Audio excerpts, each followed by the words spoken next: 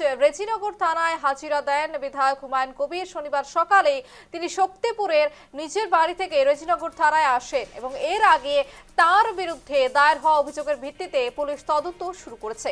সেই তদন্তের অংশ হিসেবেই আজ থানায় উপস্থিত হয়ে তদন্তকারী আধিকারিকদের সামনে বক্তব্য রাখেন তিনি। যে খবর উঠে আসছে, মুর্শিদাবাদের রেজিনগর থানায় আজ হাজিরা দেন বিধায়ক হুমায়ুন কবির। বিতর্কিত মন্তব্য সংক্রান্ত মামলার প্রেক্ষিতে হাজিরা বিধায়কের এবং শক্তিপুরের নিজের বাড়ি থেকে রেজিনগর থানায় আসেন তিনি। তার বিরুদ্ধে দায়ের হওয়া অভিযোগের ভিত্তিতে পুলিশের তদন্ত শুরু।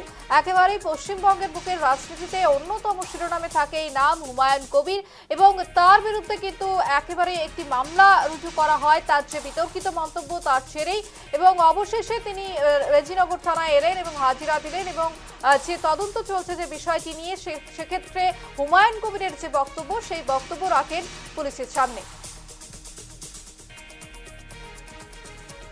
দিচ্ছি না, কোনো কিছু আশঙ্কাও করছি না। কর্মীদের একটাই কথা বলবো, তারা হয়তো অনেকে ইমোশনালি আবেগে বা কেউ পার্টির চেয়ারম্যান হিসেবে হিতাকাঙ্ক্ষী হিসাবে কেউ হয়তো কোনো রকম উচ্ছৃঙ্খলতা যাতে না করে, কেউ যাতে কোনো প্ররোচনায় পা না দেয়, তারা যাতে শান্তিতে থাকে, তারা যাতে যে কটা দিন যদি আমাকে জেল কাস্টডিতে পাঠায় যেতে হয়, তো সেটা যাতে এলাকায় তারা নিজের শান্তিতে থাকে, শান্তভাবে থাকে, কোনো প্ররোচনায় পা না দেয়, কারোর সঙ্গে কোনো ঝামেলায় না জড়ায়, এটাই বলবো। কোনো কিছু